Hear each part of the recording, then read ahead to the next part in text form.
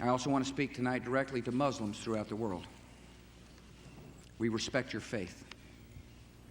It's practiced freely by many millions of Americans and by millions more in countries that America counts as friends. Its teachings are good and peaceful, and those who commit evil in the name of Allah blaspheme the name of Allah. The terrorists are traitors to their own faith, trying in effect to hijack Islam itself. The enemy of America is not our many Muslim friends. It is not our many Arab friends. Our enemy is a radical network of terrorists and every government that supports them. Our war on terror begins with Al-Qaeda, but it does not end there. It will not end until every terrorist group of global reach has been found, stopped, and defeated.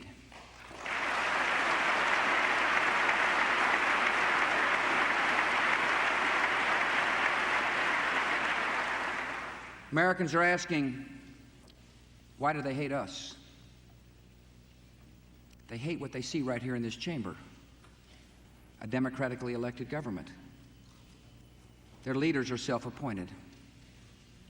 They hate our freedoms, our freedom of religion, our freedom of speech, our freedom to vote and assemble and disagree with each other.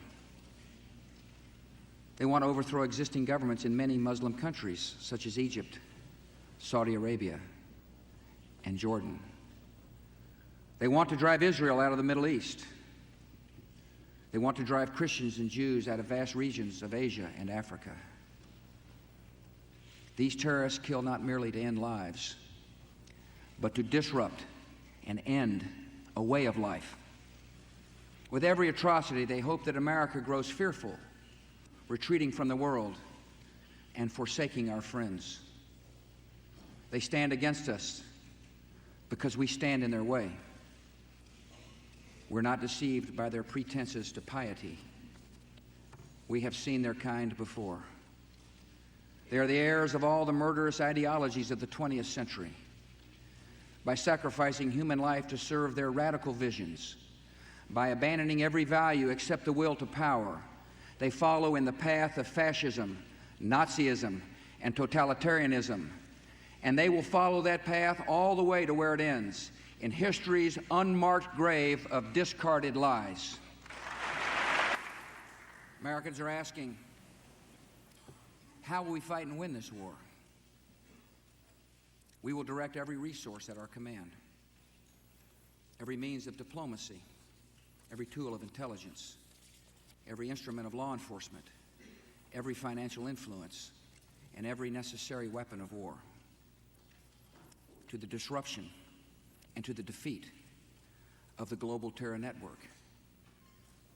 Now, this war will not be like the war against Iraq a decade ago, with a decisive liberation of territory and a swift conclusion.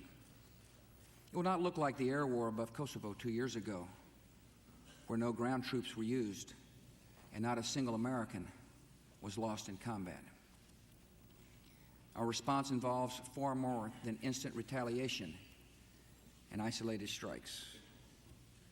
Americans should not expect one battle, but a lengthy campaign, unlike any other we have ever seen. It may include dramatic strikes visible on TV and covert operations, secret even in success. We will starve terrorists of funding, turn them one against another, drive them from place to place until there is no refuge or no rest. And we will pursue nations that provide aid or safe haven to terrorism. Every nation in every region now has a decision to make. Either you are with us or you are with the terrorists.